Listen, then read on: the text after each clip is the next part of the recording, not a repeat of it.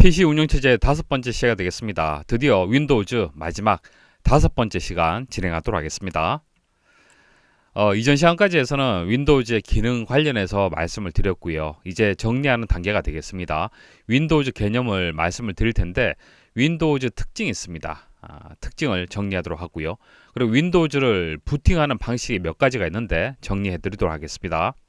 지금까지 윈도우즈의 기능에 대해서는 다 말씀을 드렸고요. 이제 윈도우즈의 개념에 대해서 설명을 드리도록 하겠습니다.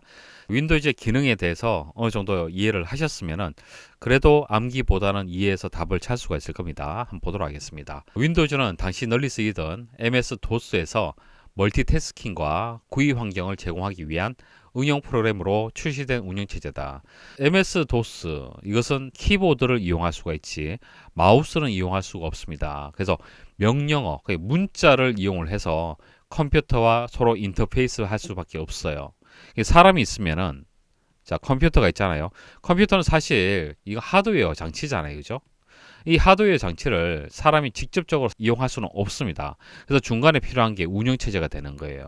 자, 운영체제가 되는데 윈도우즈 같은 경우에는 마우스나 키보드를 이용을 해서 쉽게 컴퓨터를 다룰 수가 있는데 예전에 MS-DOS를 이용할 때는 도스는 마우스를 이용할 수가 없기 때문에 매번 명령어를 입력을 해서 컴퓨터를 사용을 해야 되는 거예요. 문자 기반의 사용자 인터페이스를 지원을 하는 겁니다. 캐릭터가 되는 거예요. CUI라고 부릅니다. CUI. 인터페이스가 컴퓨터를 이용하는 방법이 문자를 이용해서 이용하는 방식이다. 그래서 명령어 기반의 운영체제를 도스라고 하는 겁니다. 그냥 불편하잖아요. 그죠?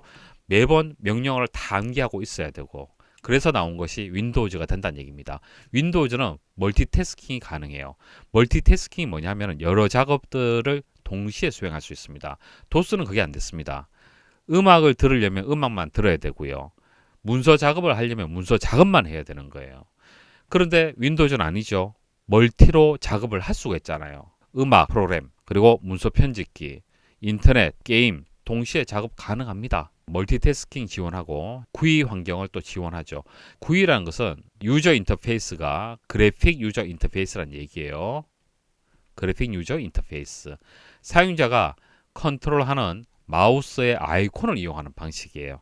그렇잖아요, 그죠? 윈도우즈 사용할 때 생각해 보시면 됩니다. 편하잖아요, 그죠? 그렇게 하게 되면. 그래서 기존의 도스하고 비교했을 때 이런 기능들이 추가되었습니다. 마이크로소프트사에서 1995년 윈도우즈 9호를 발표하고 난 뒤에 98, 미, XP, 7, 8, 10 이렇게 해서 버전이 계속적으로 출시가 되고 있습니다. 마이크로소프트사만이 수정 배포할 수 있습니다. 유료죠. 고객 지원이 체계적이라는 장점을 가지고 있지만 유료이기 때문에 그렇습니다. 문제점, 버그가 발생을 했을 때 수정하는데 시간이 많이 걸립니다. 사용자가 수정할 수는 없잖아요, 그죠? 자, 이런 단점이 있고 이런 시간적인 차이를 이용을 해서 악성 해커들로 인해서 해킹이 이루어질 수가 있어요. 그래서 유닉스 계열의 운영체제에 비해서 보안이 취약하다라는 문제점이 있습니다. 자, 운영체제가 크게 두 가지로 나뉩니다. 크게 영역이 나뉩니다. MS사 그리고 유닉스 계열 이렇게 나뉩니다. MS사는 유료죠.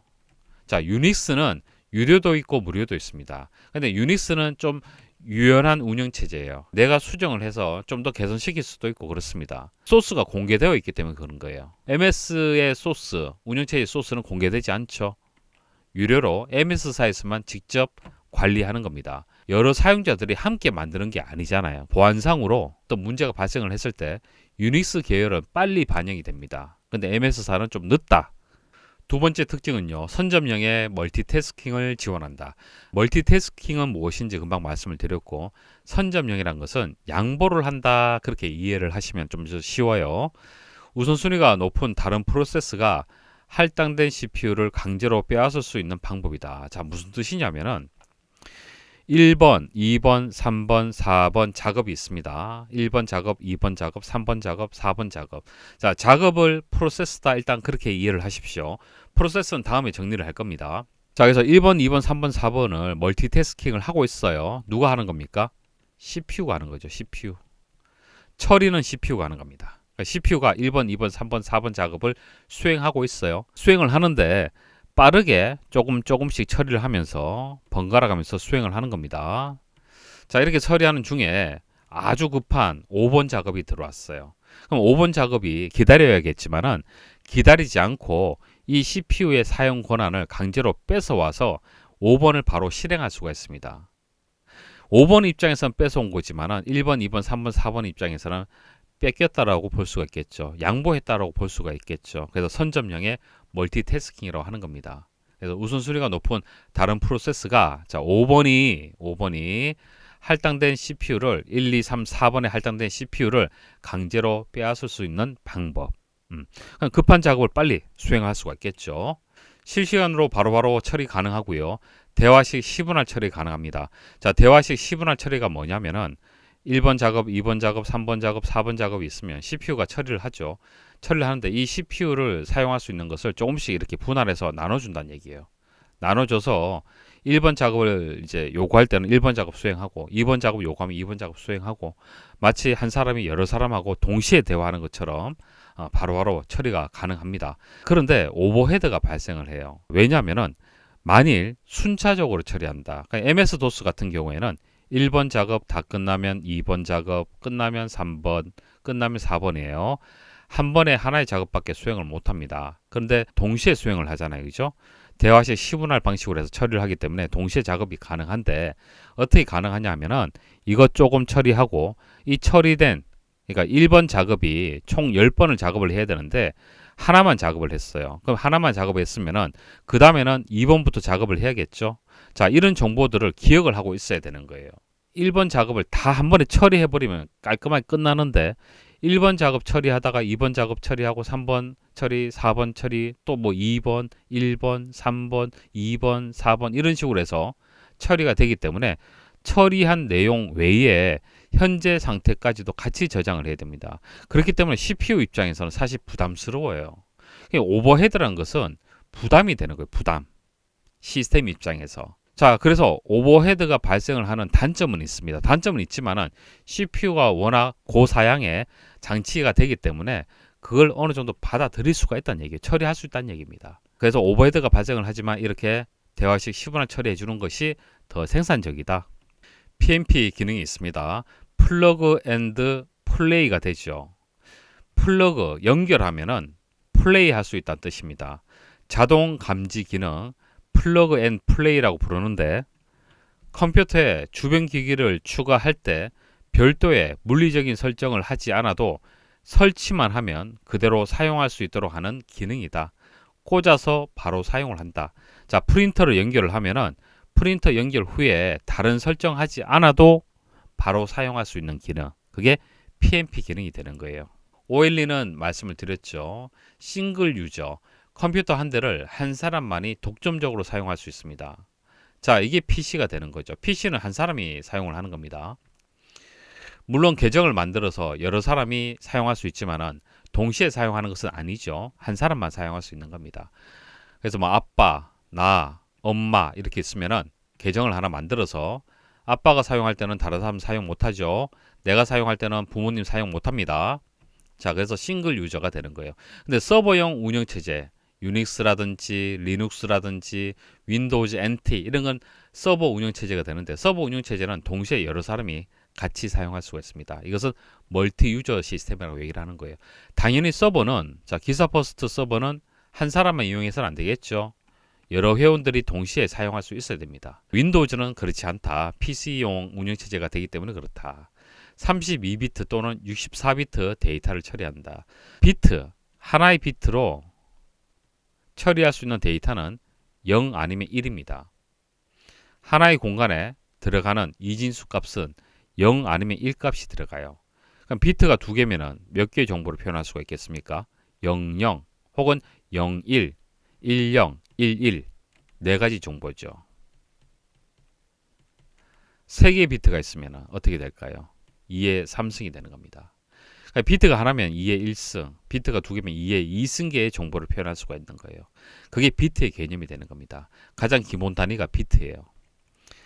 자, 1비트가 8개 있으면 그러니까 8비트는 하나의 바이트로 단위가 바뀌게 되는 겁니다. 1바이트는 8비트가 되는 거예요. 그러면 1바이트로 표현할 수 있는 정보의 개수는 2의 8승계가 되겠죠. 2의 32승하고 2의 64승 어떤 게 데이터를 더 많이 처리를 할 수가 있습니까? 당연히 64비트가 되겠죠. 요즘은 보통 64비트를 보통 이용을 합니다. 근데 32비트인 경우도 있고요. 그래서 윈도우즈 10 같은 경우에는 32비트도 있고 64비트도 있고 그렇습니다. 자, 이렇게 데이터를 다룰 수가 있고요. 많은 양의 데이터를 더 빠르게 처리를 할 수가 있습니다. 이전 버전과의 호환을 위해서 부분적으로 16비트 데이터 처리도 가능합니다. 기본적으로 이제 32비트, 64비트를 처리를 하는데 아주 예전 버전이 또 있을 수가 있잖아요. 그죠? 최대 255자까지 이름을 줄 수가 있고요. 한글은 최대 127글자까지 표현할 수 있습니다. 왜 그러냐면은 1비트로 이제 영문을 표현할 때는 한 문자를 표현할 수가 있어요. 근데 한글 한자를 표현하려면은 많이 권이다. 이거는 한 개의 비트로 표현할 수 없습니다.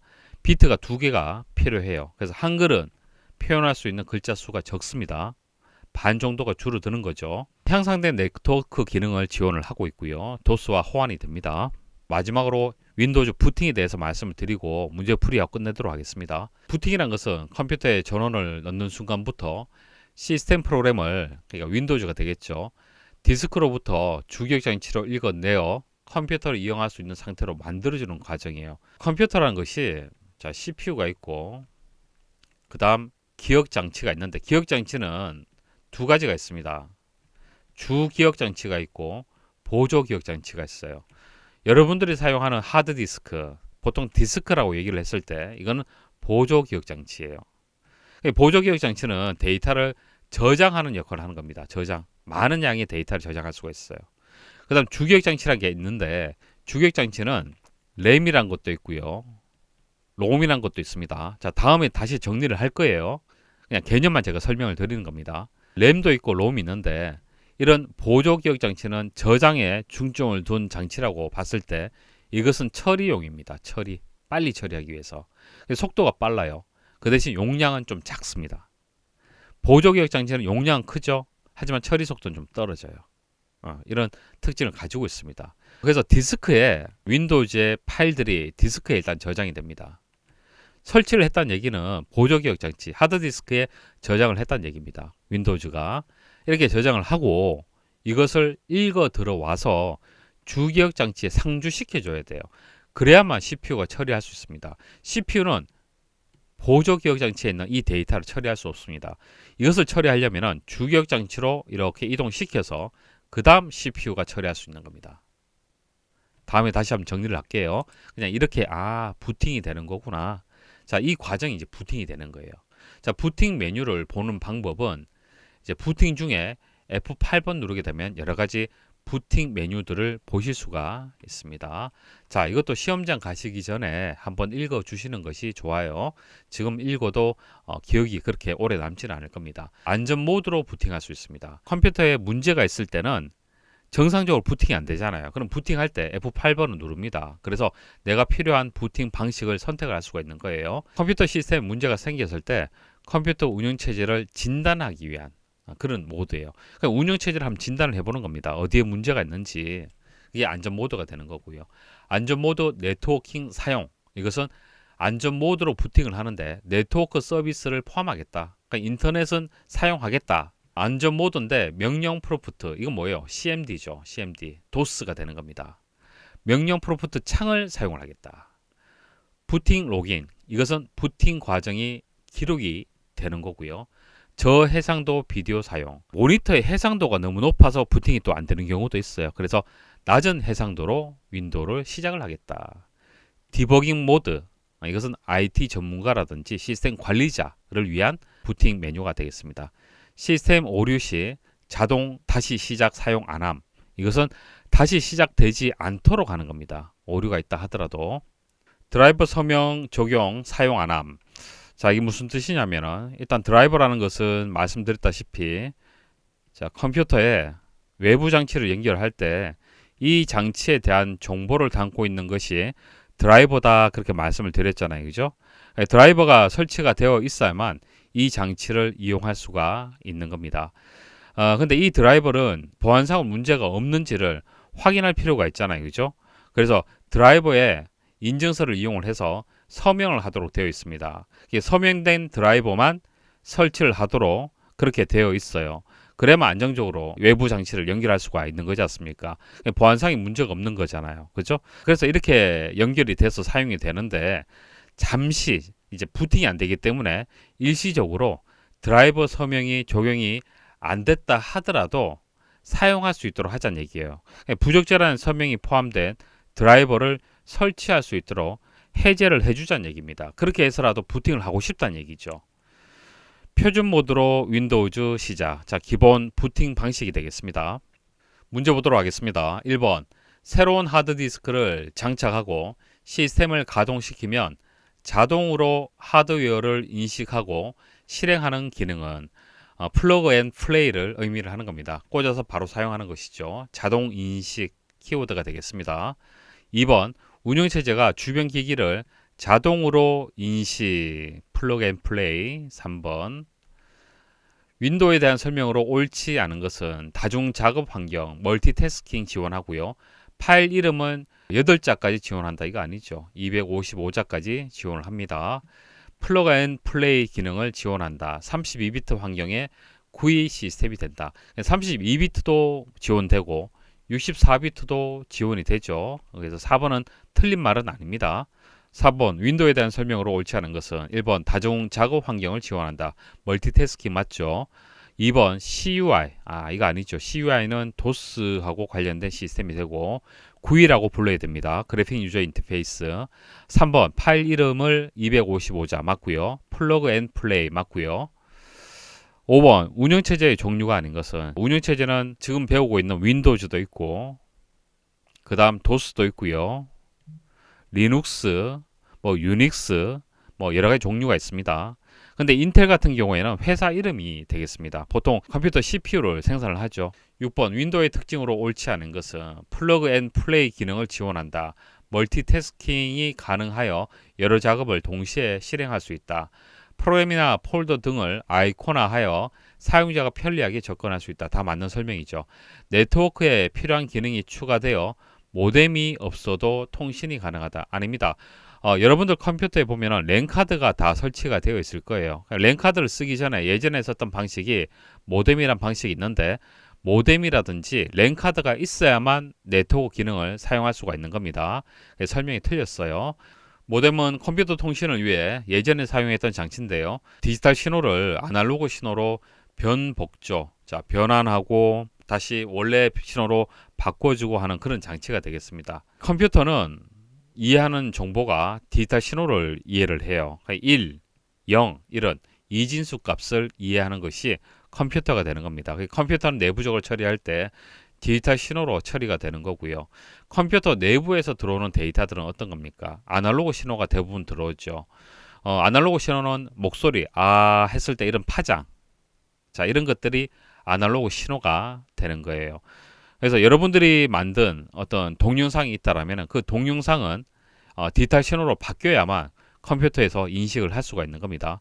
그래서 이런 데이터를 이제 변환해주는 그런 장치가 모뎀이 되는 거예요.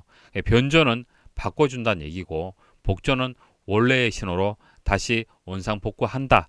그렇게 이해를 일단 하시면 되겠습니다. 7번 윈도우 운영체제에 대한 설명으로 틀린 것은 윈도우 7은 32비트, 64비트로 구분된다. 맞고요. 10은 가상 데스크탑 기능이 지원된다. 가상 데스크탑 기능이란 것은 다중 모니터 사용하는 그런 효과를 주는 기능이 되겠습니다.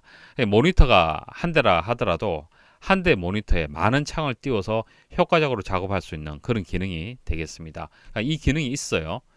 3번 파일 시스템은 NTFS만 지원한다. 항상 뭐뭐만 지원한다. 뭐뭐만 맞다. 이런 식으로 설명하면 오답일 가능성이 있죠. 3번이 정답이 되는데 파일 시스템이라는 것은 보조기억 장치에 저장된 파일에 대해서 수정, 삭제, 추가, 검색 이런 작업을 체계적으로 할 수 있도록 관리하는 시스템을 파일 시스템이다 그렇게 부르는데 그 종류가 NTFS, PET32, PET 방식이 있어요. 그 중에서 NTFS 방식이 가장 우수한 방식이고 대부분 NTFS 방식을 사용을 하고 있습니다. 보안상으로도 우수하고 다른 걸 사용할 이유가 없어요. 지금은 주로 NTFS 방식을 사용을 하지만은 이것만 지원한다라는 설명은 틀렸습니다. 나머지도 지원합니다. 윈도우의 IIS 기능을 이용해서 웹서버를 운영 관리할 수 있다. IIS라는 것은 웹서버 소프트웨어가 되는 거예요. 서버를 만들 때 이 프로그램을 이용할 수 있다는 얘기입니다. 이것도 맞는 설명이에요. 윈도우에 이런 기능도 같이 포함이 되어 있습니다. 정답은 3번이 되겠습니다. 자, 여기까지 해서 설명을 마치도록 하겠습니다.